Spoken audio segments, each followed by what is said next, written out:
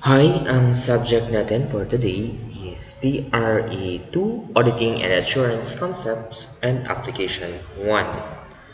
So last time na-discuss na natin yung accounting for accounts receivable, then ngayon naman yung audit of receivables. So sa item na ito, may mga audit procedures pa rin tayo on a particular audit objective included in audit assertions. So, ano ba yung mga assertions natin for the audit of receivable? So, we have existence or occurrence. So, existence para dun sa balance, occurrence dun sa transaction. So, completeness, kung lahat ba ng items na dapat included sa financial statement was included. Cut off, proper period ba recorded yung mga transactions. Valuation, tama ba yung amounts at yung allocation.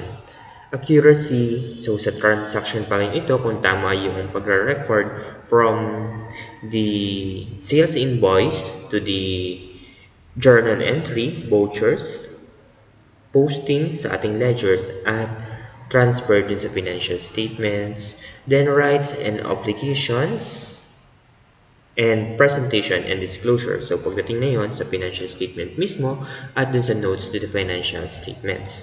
So, to attain those following objectives, na-check natin yung mga assertions na yun.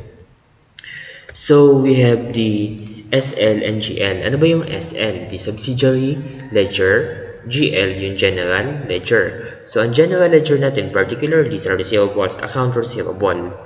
So, ngayon, paano natin malalaman kung kaninong receivable yon? So, meron tayong subsidiary ledger.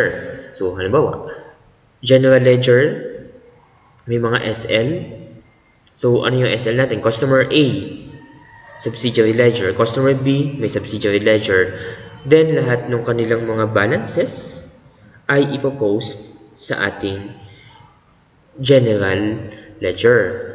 Okay? Then, ano yung objective natin? So, from GL, i-check natin sa SL. Kung lahat ba ng items, lahat ba ng individual receivable ay included sa GL. So, we have completeness. Pero kung pabalik siya, mag-check ka from S from GL.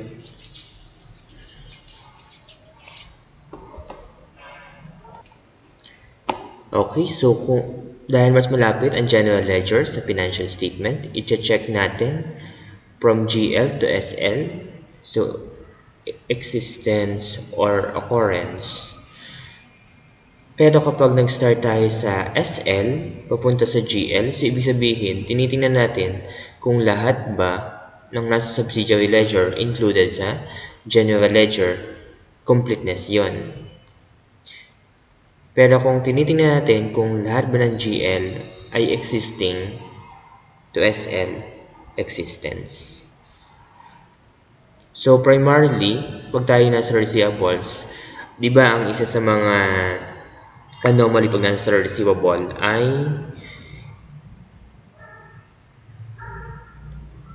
collected na pero hindi pa na-collect pero hindi inilagay sa entry.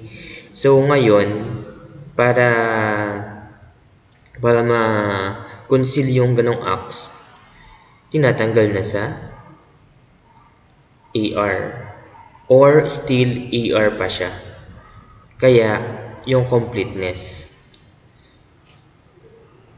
Or pag na-remove mo siya, pag nawala yung particular AR na yan, hindi kompleto, halimbawa customer A, incomplete. Nakolekta ni cashier, hindi in-record. So, wala na. Kasi wala nang e-entryhan as collection. Kasi hindi naman kompleto. So, once na nakolekta siya, kahit hindi siya i-record, hindi na siya makikita. So, completeness. Later on, sa isa pa nating audit procedure, malalaman natin, kompleto nga siya, kompleto yung record. pero i-verify natin yung actual existence. So, tingnan lang natin sa SLNGL kung kompleto ba lahat ng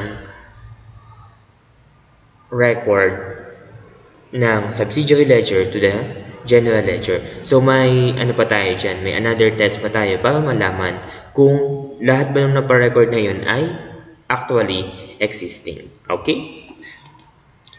At yung proper valuation, tama ba yung balances? Confirmation, so ito na yung sinasabi ko. So yung isang audit procedure natin, lahat na pa-record. So tinignan natin, lahat ng nasa subsidiary ledger ay na-post sa general ledger. Kaso ang tanong, baka naman kasi nakolekta na yun, hindi lang nag-entry. Diba ang entry para sa account receivable ay debit cash, credit account receivable. So, mababawasan yung receivable.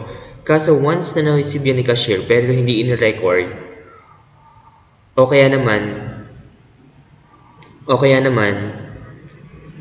may collector ka kaso hindi na-remit yung amount na yun for that particular customer. So, walang entry, yung trial balance mo, balance pa rin. Kaso nga lang, yung item mo, existing siya. Existing yung receivable. So, paano mo malalaman kung nakolekta na siya o hindi pa? So, ito yung procedure natin. Confirmation. So, ano ba yung confirmation? Sa confirmation,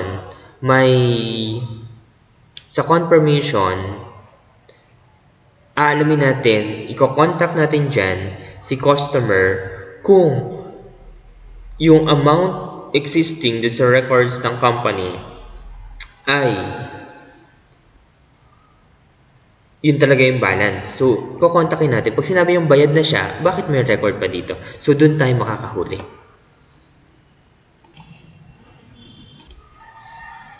Okay, so yung ating confirmation, gagawa tayo ng letter para i-confirm yung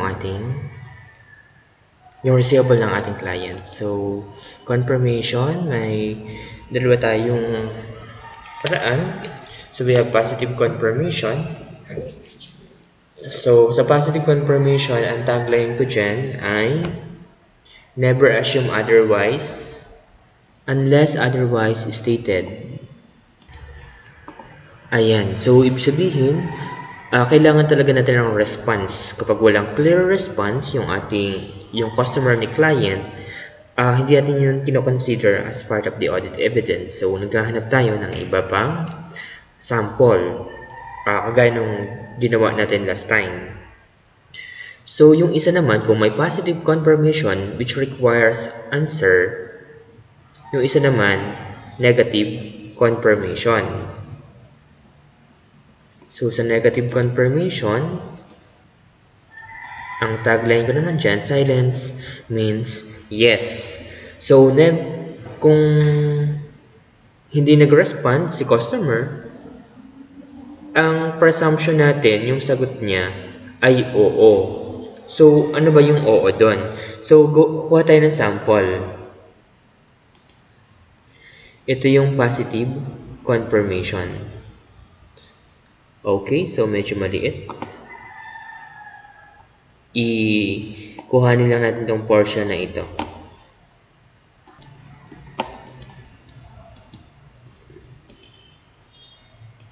Okay, ito yung sample ng ating positive confirmation in connection with an audit of our financial statement. Please confirm directly to our auditor. So, ito yung sulat na ginawa ni client natin sa kanyang mga customers. The correctness of the balance of your account with us as of December 31, 2013 as shown below. This is not a request for payment. Please do not send your remittance to our auditors. Your prompt attention to this request will be appreciated. An envelope is enclosed for your reply. So, meron na siyang reply envelope. So, ito dito niya ipapadala diretso sa kanilang auditors. Kung tayo dito. The balance from us of 210,389 as of December 31, 2013 is correct except as noted below. So, itong portion na ito, ika-cut ito ni client, tapos, ika-cut ng customer ni client, tapos isa-send sa auditor. Sa case na may reply talaga. Once na hindi nag-reply, hahanap tayo ng ibang sample. So, ganito yung case na ito. Pero kapag negative confirmation, ito yung sample. Please examine this statement carefully. If it does not agree with your records, please report any exception directly to our auditors. So, ibig sabihin naman, kapag negative confirmation, hindi na kailangan, kung tama naman yung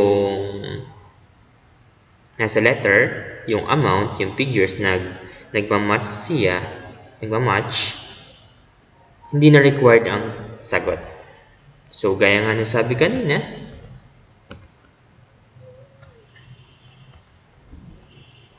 pag positive confirmation, never assume unless otherwise stated. Pag sinabing nagko-confirm, okay, tsaka lang natin siya counted as part of the sample. Pero,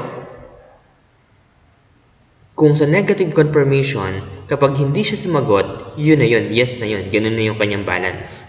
So, kailan natin gagamitin yung positive confirmation at saka negative confirmation? Previously, nagkaroon tayo ng test of controls. Sinecheck natin doon kung reliable ba yung reliable ba yung internal control na part na may malaking part sa paggawa ng financial statements. So, kung okay ang controls, specifically dun sa ating AR, negative confirmation. Kasi mas simple lang gawin ito kasi hindi naman kailangan ng response. So, automatic pag hindi nag-response, counted na siya as good. Pero kung low ang internal control, walang segregation of duties, si bookkeeper, siya din ang cashier, so positive confirmation ang mas dapat gamitin. So, ibig sabihin, mas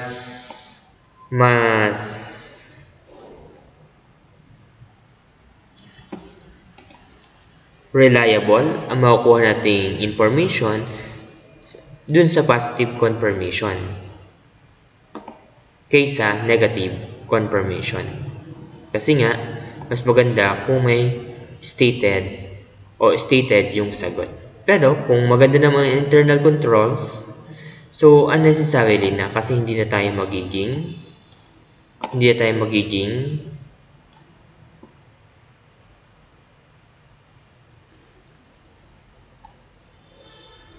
efficient sa case na yun. So, we have positive confirmation and negative confirmation. Ito yung sample.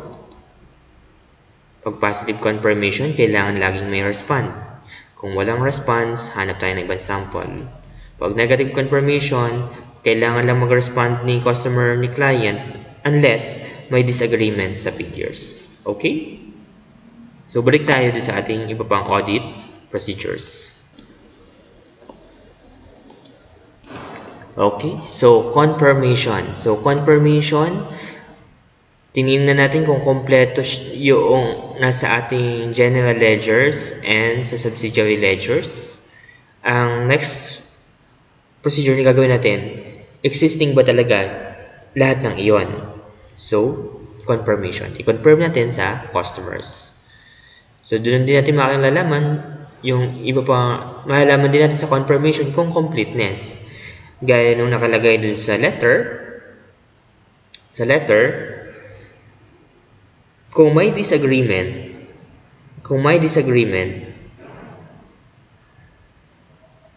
magre-report si customer ni client. So, in case halimbawa, paid na siya, so ibig sabihin, yung cash naman natin, yung incomplete. So, malalaman natin dyan kung completeness. Or, kung hindi pa siya bayad, pero bayad na sa records natin, so makikita natin yung completeness kasi pwedeng mas mataas or mas mababa yung mga nasa records ni customer ni client. So, both existence and completeness, but primarily existence yung ating main objective sa receivables. Baka kasi naka-record pa siya as receivable pero nakolekta na. Yun talaga yung iniiwasan natin sa ating receivables at nangyayari talaga yan. Also, valuation and allocation kasi may figures kanina. Accuracy, rights and obligations, so given na din. Notes receivable, interest, analysis. So, i-compute natin siya. Ito yung ginawa natin last time. So, anong purpose natin primarily? So, primarily, kung tama yung valuation and allocation. Pero kasama na rin doon, syempre makikita natin kung sino ba talaga yung payee, the maker ng promissory notes. So, malalaman natin yung existence or occurrence. Ganun din yung completeness. Kasi bakit mas mataas yung interest na na-earn? Ay, ang liit-liit lang ng receivables. So, check and balance natin both existence and completeness. Valuation allocation and accuracy. Pwede na natin isa-isahin yung notes receivable kung konti lang yung items. Pero kapag mga sasakyan yan or mga real estate, so baka mag-sample din lang tayo kasi baka masyadong madami. Rights and obligation. So, check natin sa mga promissory notes kung sino ba yung mga nakapangalan dyan, nakapangalan ba sa atin. And presentation and disclosure, yung tama ba yung AR natin, yung mga adjusting entries ba na pa-record. So, yun sa presentation and disclosure. Next, ADA evaluation. So, sa ADA evaluation naman, primarily, bakit tayo nagko-compute ng ADA? Estimate lang naman siya kasi naka-record naman lahat, existing naman lahat. Eh, ang tanong dyan, yung collectibility naman. So, primarily, kaya tayo nagko-compute ng ADA, allowance for doubtful accounts, kasi baka certain items of the receivable ay hindi na collectible. So, we have valuation and allocation. AR sales cut-off test. Sa cut-off test, pwedeng halimbawa, nag-occur nga siya, kaso sa succeeding period pa, so walang occurrence as of this period. O kaya naman, dapat na sa kasunod na period na siya, pero inirecord ay sa transactions siya ngayon, pero nirecord siya ay on the following period. So, both existence and completeness check natin sa cut-off test. So, dyan natin i-check yung mga FOB terms natin, shipping point, at saka destination.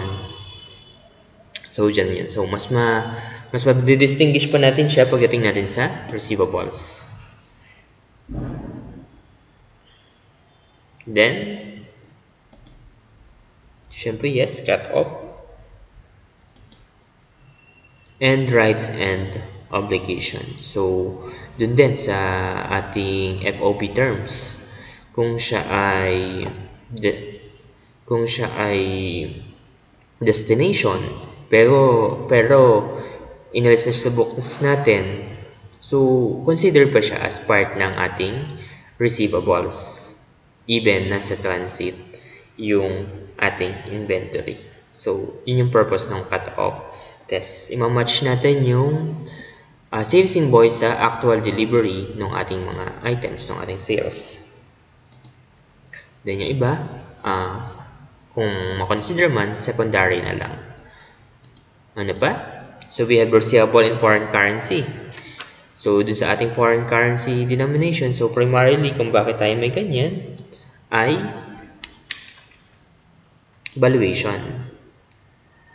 Tinitingnan lang natin kung magkano ang spot rate on a particular year-end period. Related party receivables. So, baka ginagamit yung funds ng business for na beyond sa policy ng company. So, it must be properly presented and disclosed. So, yan. So, yung valuation natin, lahat ba isinama dun sa amount? Kasi may mga figures pa rin tayo dyan. Dahil isang part ng ating financial statements, yung related party transactions. So, kailangan natin i-include yung mga, especially dun sa mga board of directors. Then, sa presentation and disclosure, dahil part ang related party transactions, including related party receivables sa ating presentation and disclosures. Credit balances and unusual items. So, classification. So, di ba kapag yung EP mo, accounts payable mo, nag-debit balance, receivable na siya. Kahit ang kanyang title ay payable kasi nag-debit balance na. So, presentation and disclosure. Pledged or assigned receivables. So, under pledged and assigned receivables, same din naman yung ating treatment sa kanila kasi still receivable pa rin yun. Sa FS natin, part pa rin ng trade and other receivables. So, part siya ng disclosures. And analytical procedures. So, sa analytical procedures, ang isa sa purpose niyan, kasi existence, mabe-verify mo kasi pabalik ka lang trace back mo lang ibo-vouch mo, kasi pag trace, papunta ka sa FS. Okay, so, pag analytical procedure, more on completeness ka rather than existence. Kasi, may may audit trail ka kasi kapag existence. Unlike completeness, pag may hindi sinama, mahirap na kasing i-track yun. So, unless through analytical procedure, nakikita mo yung kanyang turnover, yung kanyang liquidity ratios, yung sa ating common size, yung vertical and horizontal analysis kapag may mga differences. So, kung sa receivable naman, receivable turnover, sa interest natin, so, doon natin nakikita kung kumpleto ba yung records. Kung napataas ang interest, naka-charge na interest pero ang existing payable receivables lamang ay gantong amount. So, may differences. So, doon natin na-track sa analytical procedure kung kumpleto yung items.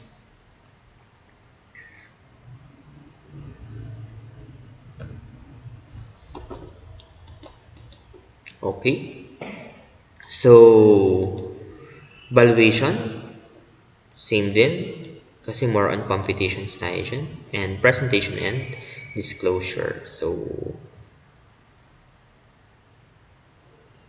nakikita natin dyan kung yung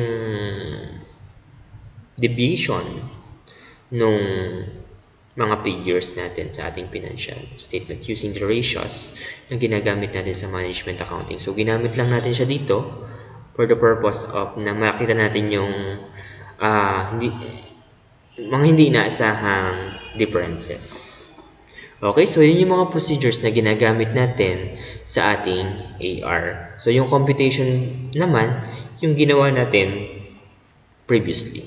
Okay, so hanggang dyan ang ating audit of receivables.